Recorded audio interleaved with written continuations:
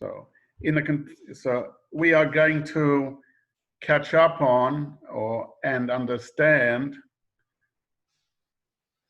some of the ideas that are embedded in the Zohar, in the Eitz Chaim, which discusses the beginnings of the Seder Ishtalshelus, the creation of the order of existence, and how God created the world. And we are going to touch upon some of the ideas that are mentioned about Hashem, how he exists as the Ein Sof, and then how Hashem created or allowed a possibility for finite existence.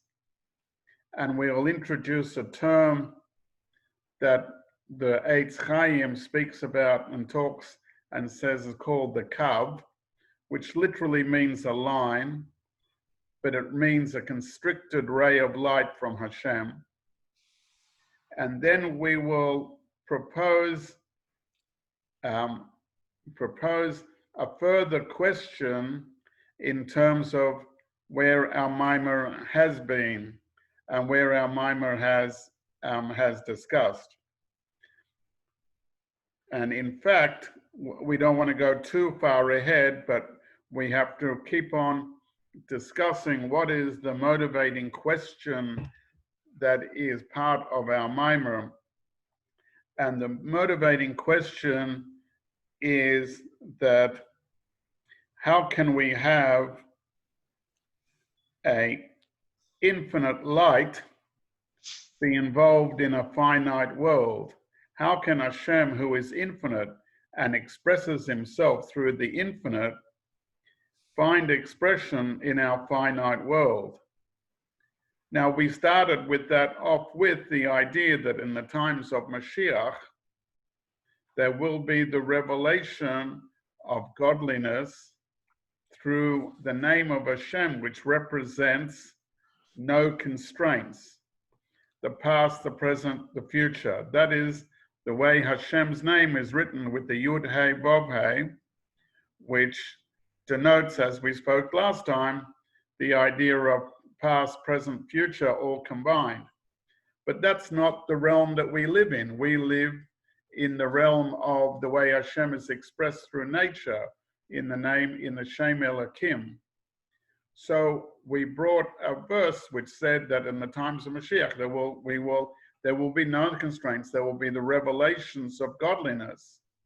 So then our question really is, how is that possible? How is it possible for the infinite to exist or coexist with the infinite, with the finite? And how can we, because the promise is in the times of Mashiach that we will see Hashem in an unencumbered fashion.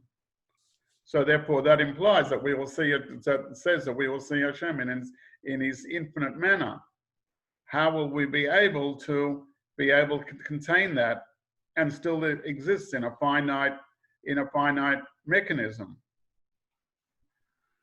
So that is part of our discussion and part of our motivation in the maamer. So in the maamer, we will get to the idea of the different energy levels, that is the energy level of infinite versus the energy level of finite, as represented by Ein Sof and represented by the Kav, and how is it that they can be together, and how is it that the concept of Hashem's contraction, that he allows there to be finite existence, how does that not contradict, and even further, how are we to make a connection point and a dialogue with Hashem, who is infinite, if we are limited to the realm of finite? How is that all possible? So that's where we will have the discussion point. That in that era of Mashiach, there will be the revelation of the glory of Hashem, and all flesh will see as one that the mouth of Hashem has spoken. The name of God used in that verse is the Yud-Kei Vav-Kei, the divine name that expresses Hashem's transcendence. And as we said, the past, present, future simultaneously. And that will allow everyone meaning all creations, to see the transcendent God, or to see the level of transcendence of Hashem.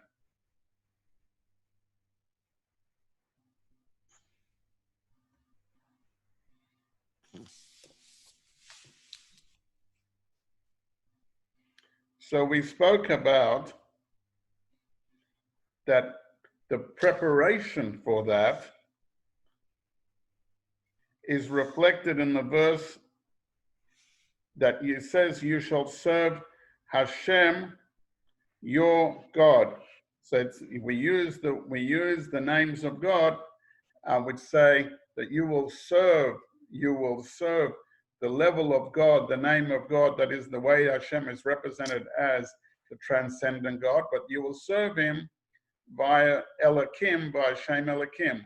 That idea means that we will be able to get to the beyond limit, the transcendent dimension of God. We'll be able to get to that level via all the mitzvahs and activities that we do in our existence, by virtue of the name of Shem Elohim. And by doing it the way Hashem is expressed as our God, and connecting via the mitzvahs, we will connect via Shem Elohim to Shem Yud-Kei Vav-Kei. So the Rebbe gave that as the answer how we will do it, but we didn't get much explanation about it. So in the next section, the Rebbe will propose some ideas, but then bring that question which I introduced before, and you will say that question explicitly. So let's continue with the Hebrew. Tzorech lahavin, we have to understand. We haven't got to the depth of the detail yet. What do we have to understand? Eich efsher sheyeh be'elam hagilui d'shem Havayah shelamayla mizman mamakom. How will it be possible to get a revelation of the name of Hashem Yud-Kei Vav-Kei? How is it possible that the expression of God, how he is expressed via his transcendent capability, how will that materialize? How will we be able to perceive that in a world which is naturally constrained by Zman or Makom, by time and space? What parameters, or how will we be able to perceive it? We are limited to that,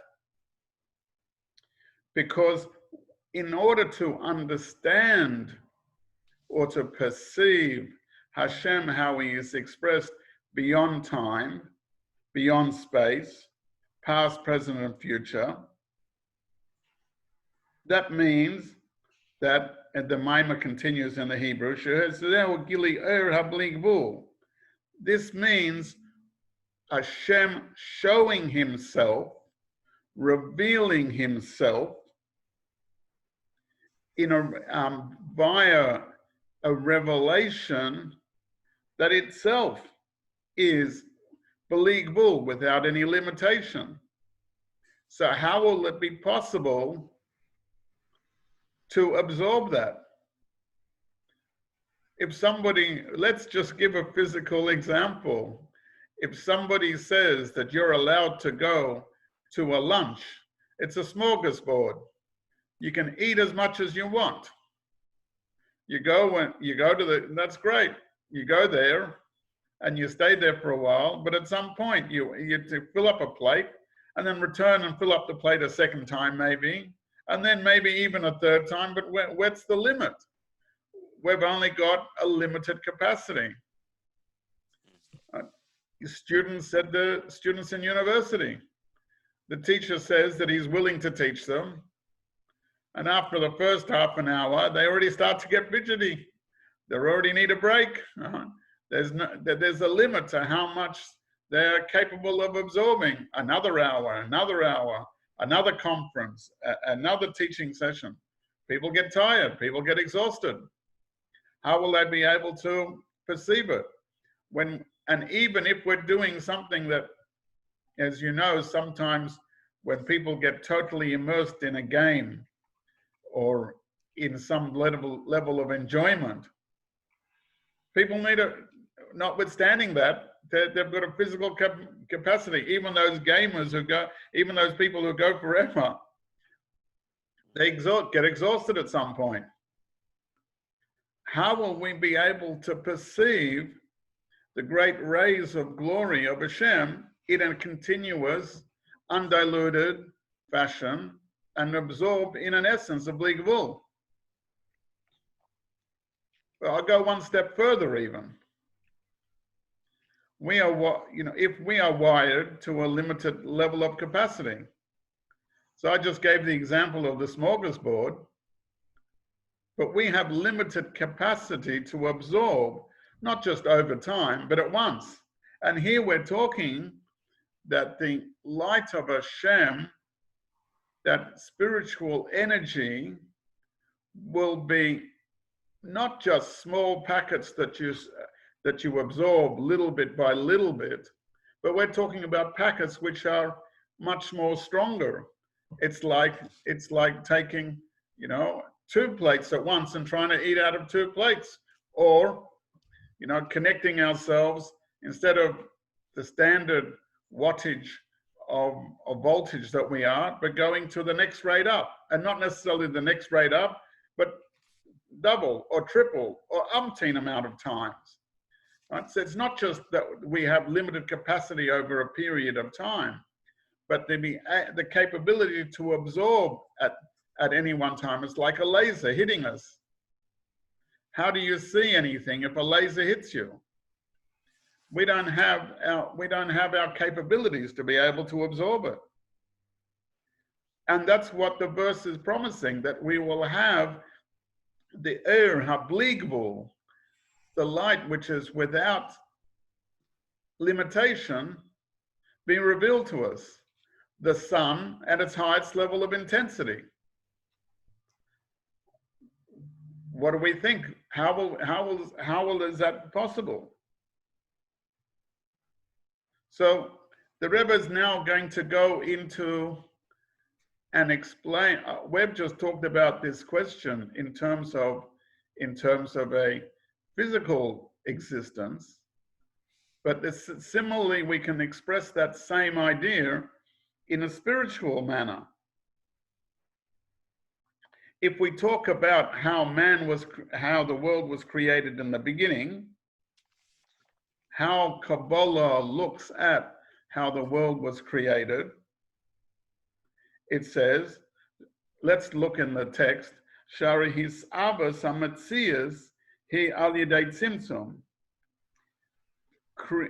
All existence, whether it be on the spiritual plane or in the physical plane, in the framework of Chassidus, has been created via the idea of tzimtzum. Now, we're going to discuss that in a minute in a little bit more depth. The text will discuss that in a little bit more depth. But the idea being that everything, even the highest spiritual realms, were created by the capabilities of tzimtzum, and the entire spiritual body, all the realms of spirit, were not capable, even as they exist now, even as they existed at the point of creation, were not capable of taking God's Ein Sof Bli Gvul without any limitation intensity. How was the world created? He continues, She'inyonahu Helem Ha'er, because Tzimtzum brought about the idea that the intensity of godliness was restricted, and that level of intensity being restricted allowed for a spiritual space, a space for where existence could happen. So Tzimtzum is the idea of contraction or concentrate. So originally God's infinite light was so powerful that limited existence could not be brought into being. In order to bring into being, Hashem contracted he tzimtzumed the infinite light, and by contracting the infinite light, he allowed a space for finite light to exist, and then created entities, spiritual entities, physical entities in this world so they can exist. So that process of tzimtzum will somehow have to be reversed.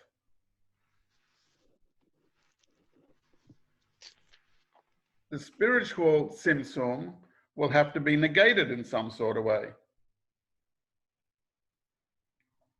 So originally, in the first instance, the way Chassidus describes and explains the world's the existence of beings other than God, it says, Hainu shematzad gilui, because the revelation of godliness everywhere, lohaya efshaliyas is avasamatzias, is impossible for limited to existence to come to the fore. The light, the intensity of the infinite light is too extreme, is too high, is too spiritually strong to progress anything finite. So Chassidus, it tells us, Ki im al yedei tzimtzum dafka, that it was only through the tzimtzum process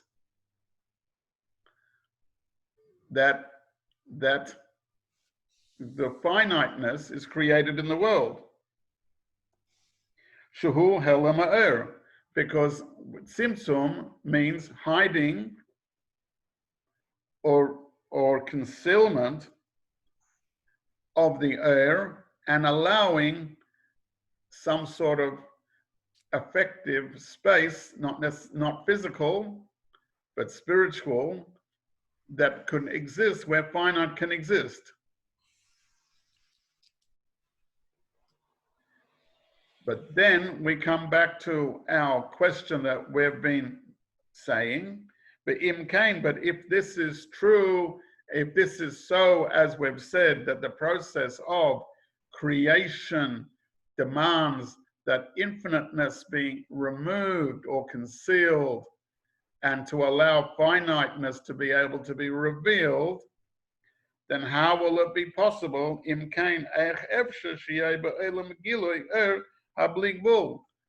text says, how is it possible for the light, which is of the class of Bligbul, to be revealed?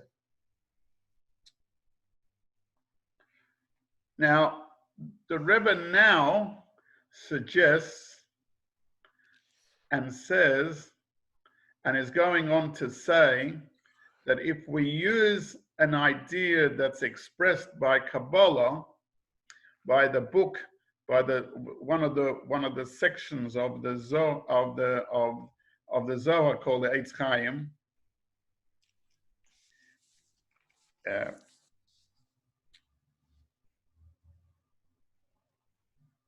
or an explanation on it, sorry. So using the Eitz Chaim,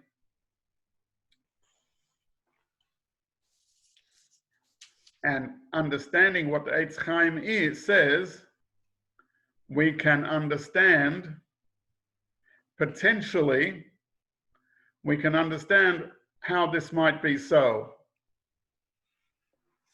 So, are you ready to hang on the journey? We'll just continue. Yeah, so I'm just... As we say, we could possibly conjecture, theoretically, that Hashem, being that he has the aspects of non-limitation, to the point where he's not limited in any way so whatsoever, so we can call him Neisa Hopchim. He can withstand opposite, or he's capable of existing in fusing in opposite stances, because after all, he's without limitation. So he can exist in a finite and infinite at the same time, and he could create that to be that true at the same time. Therefore, he could have brought limited existence into being in the middle of an unlimited revelation of his life. But then, as explains in Chassidus, but if he would have done that, then that would be an expression, a revelation of his infinite power, and that would be opposite. An important point here, that would be opposite of the ongoing pattern which Hashem wants, that there should be a structured existence, and that which we can exist in a finite realm, and then approach infinite through the finite. So Hashem could have done that, but then that would defeat that purpose. So the Rebbe now continues the maamer and says, says it would be possible to answer that it should be similar to what is written and in the Eitz Chaim, which is we're going to describe. As explained in the Eitz Chaim, and as we've said before, that after the Tzimtzum and the creation of the worlds, it became possible for the worlds to receive the revelation of infinite godliness. But the way the Eitz Chaim describes the creation is be'inyan hamshochas hakav la'achar tzimtzum. The way that Hashem created the world, as described by the Eitz Chaim and as accepted by Kabbalah, expressed by the Eitz Chaim, that the way that the world was created was via the Kav. The Kav is a ray of light from Hashem that comes after the Tzimtzum, and that using that light, that's created the world. and that has brought the capability of finiteness into the world. But understanding that that in the beginning of the creative times of Hashem, the Haya'ir Ein Sof Mamala Sacholo, that when prior to the creation, Hashem existed and was revealing, has the light of Ein Sof, the light of Hashem, Mamal is, the expression is Mamala Esacholo, that his light filled the entire cavity, the entire spiritual space. We're not speaking physical space, as we always must mention. The spiritual space of existence was filled with revelation of godliness. And then, and therefore there was no place to be able to create finite world. Rabbi, excuse me, don't you think so as the Eitz Chaim, written by Reb Chaim Vital, student of the Holy Ari, explained, that the process of creation is that Hashem's light was, the expression is Mamala Esacholo, filled in a spiritual sense all the cavity. The Achakach Silik Ha'er HaGodol Alatzad, then he withdrew all his light and the Eir HaGodol, the great light, Al Hatzad, to the side. V'himshech Kav Echad Kotzur, and he drew down one short line into the space which was made, or the space which was voided of the light. Now the Rebbe continues in the maamer, summarizing the Eitz Chaim, V'hiksha Eitz Chaim, and the question is asked in the Eitz Chaim. The question is expressed in the Eitz Chaim. Loma hutzrach betchila lasalakes kol ha'er v'achar kach yimshach hakav. Why was it necessary in the first place to remove all the light and to extend the light? And why was it necessary to take away all the light and then bring down a new light? Surely, since that light is going to be put into the worlds, that short, constrained light will be put into the world, the Kaaba Kotzur, then why couldn't it be, as he says, when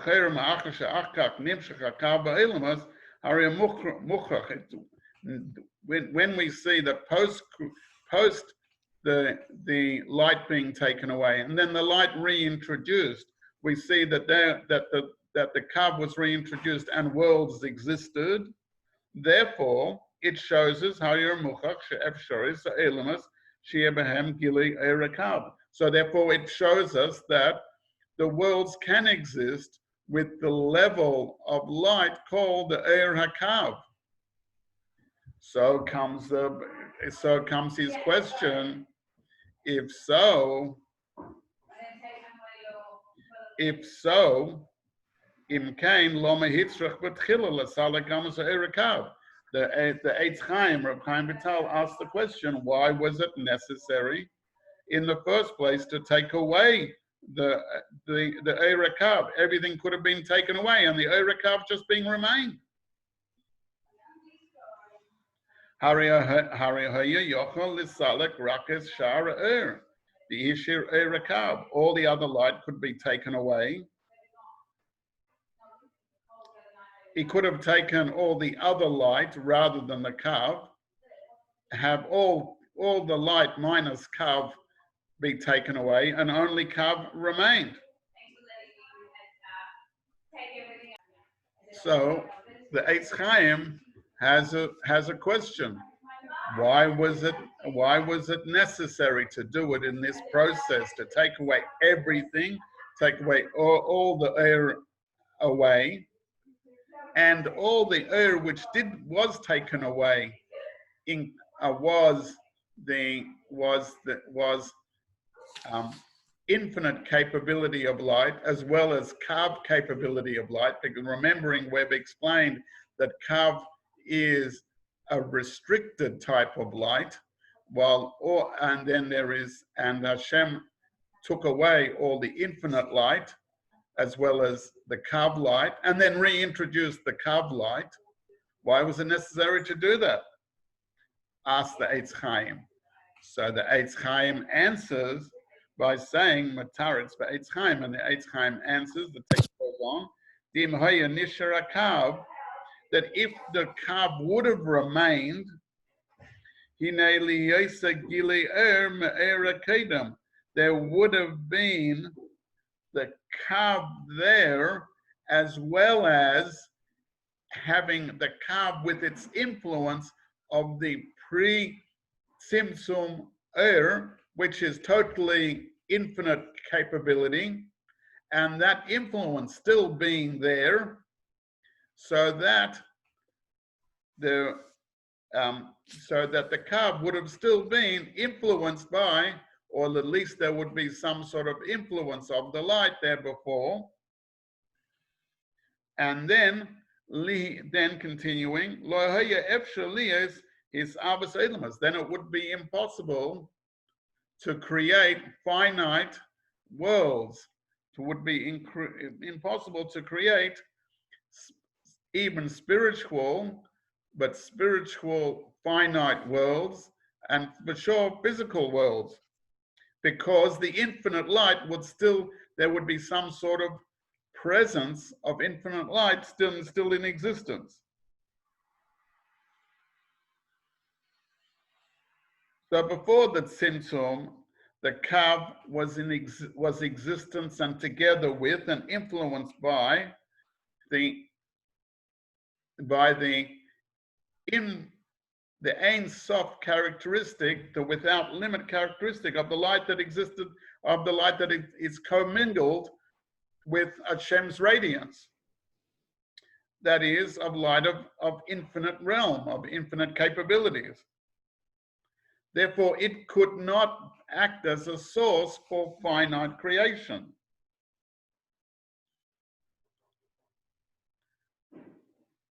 Since the Kav represents a finite dimension of God's existence, of God's infinite light, and having experienced the Tzimtzum,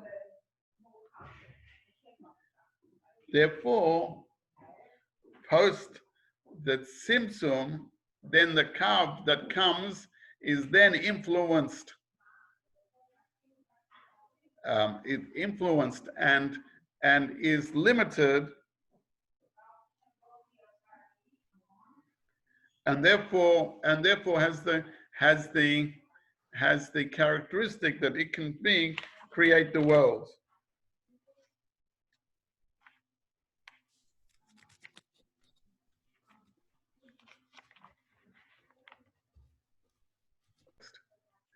And the text continues, Barak kasher nistalik ha'er, and the emphasis is lagamri. Now, it was only after the light of Hashem, all of the light, including Kav, with its capability or with its characteristic of being intermingled with the light of the infinite light, the light of Ein Sof, when both of those lights have been taken away lagamri, totally, or been withdrawn, they're no longer influencing the spiritual space. Then Hashem sent the kav, or allowed the ray of the kav to shine, beneath Abba Elamas, and the world is created. Now we're still thinking along the lines of the Eitz Chaim, so we haven't finished the thought process yet. So hine la'acharis avasa efsher sheyamshich bechem gam ha'erekav. Now, after they became created, it's possible that the spiritual light, which is embedded in Kav, should be drawn into Elamas, into the world. And when that will happen, lo yizbatla mitziyosam, their existence will not become totally nullified. So the idea being that when Hashem created and left a space, a spiritual space available for other realms to exist, Hashem put the kav, he shined the kav, which is a restricted light, of which carries the capabilities of finiteness embedded into it, and he allowed that to exist and utilize that to create the spiritual worlds in a somewhat finite manner, or exhibiting in the spiritual sense and the physical sense finiteness, and continues and allows us to continue to draw down light from the source of the kav into the finite worlds. That means the implication of those thoughts and the implications of this line of reasoning that we're discussing, l'cheira, therefore it comes out that efshar lema, it's possible to say that gam ba'inyan hamshachas ha'er, even the revelation of light, of the characteristic of infiniteness, should be able to be revealed in the future. Meaning, let's think about our question that we posed at the beginning of the session. How will it be? It says in the maamer at the beginning, and the idea that in time of Mashiach, we will have revelation of the level of Yud-Kei Vav-Kei, infinite light. Where we pose the question: how is it possible to have that in the finite worlds? So we've said, let's potentially answer it in the same way as the Eitz Chaim says the same question. It answers the question.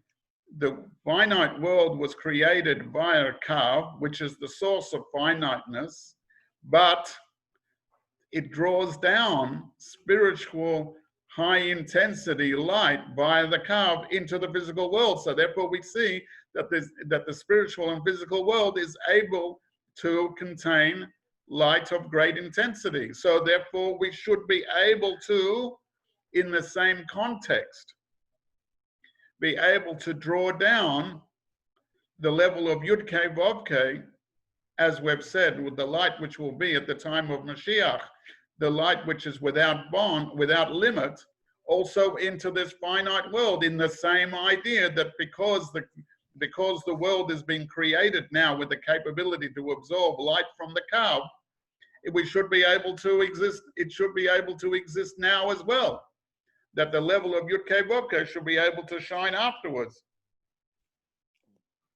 So the Rebbe says in the next words, Shala'achresh in his Abba Elamas, since now post the existence of the physical world, of the constrained spiritual and physical worlds that have been built with limited, so they're called Elamas, and by virtue of being called an Elam, a world, by definition, it's got aspects of finite. Therefore, we should be able to efsha sheyimshach bahem. We should be able to draw down in them, gam habligvul. We should be able to draw down the light which is of the characteristics of bligvul. Since already at this point in time, we draw some sort of great spiritual lights down from Hashem via the Kav.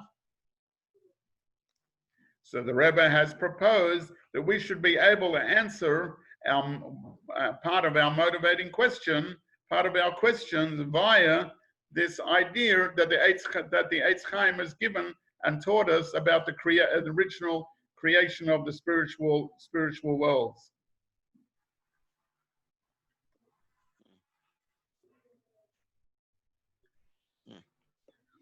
So this could at this point potentially could be an answer. However, the Rebbe is not satisfied with this, as we will continue in some other time. When we talk about the different awareness, yes, yeah, consciousness, awareness. When we talk about the different frames of reference and the different worlds, we talk about the different ways of appreciating realms of consciousness, but meaning consciousness and connections to godliness. Connection, eh? Sure. The teaching of the Eitz Chaim is true, but it has to be understood in all its aspects to be able to understand of course, means in its totality and how we connect to Hashem. And we have to understand we have to go back to the question and understand the constraints of the question to really delve in to understand the depth of the answer, and then we will investigate it further as we investigate the maamer further. Yes. Right? Because as we've been discussing, the Ein Sof is the idea that Hashem is perfect. The ultimate of Hashem is perfect. So just like he has the capability of being infinite, he has the capability of finite. That capability of finite is expressed in the idea of the Kav, because the Kav represents the capability of finitude, of finiteness in God's infinite light. So although it's infinite, it represents the capability to be finite, because Hashem is perfect. And before Tzimtzum, while infinite light and finite light is coexisted or commingles, therefore the only thing that can be expressed is the infinite light. So there's no expression for finiteness in Hashem, but by the concept of that Hashem is the total ultimate or perfect being, that characteristic of finitude has to exist with the characteristic of infiniteness. Now it's only after Hashem made a space for finiteness to show itself, to be revealed, and that's what we call the Tzimtzum. When Hashem made the first Tzimtzum, what we call Tzimtzum Arishon, that he moved prior to that, there was the moving of all the light to the side as expressed by the Eitz Chaim, allowing a space, a virtual realm where finiteness can be expressed. And then he revealed the Kav, which is the infinite expression of finiteness. Note the words, the infinite expression of finiteness, because everything of Hashem is infinite. But the Kav allowed the revelation of finiteness to exist while it hasn't been overpowered or over revealed by the nature of the infinite light. So the Simpson is a sort of a filter. Yeah. So that expression, that idea of filtering in the spiritual level, and only allowing green light or frequency frequency 200 and filtering out 200 and allowing only the frequency 100 to go through, right? So Is that correct? The Simpson is so correct? Kav allows the introduction of things with finite dimensions. So the Kav Correct. The Kav allows the idea that there is measures and measured amounts. That's correct. But this is Amounts depending upon the requirements of the spiritual world that we're talking about. Yes. And that happens because the Simpson, yeah? That is introduced by the Simpson. Yes. Oh, good. This is very special. Wow.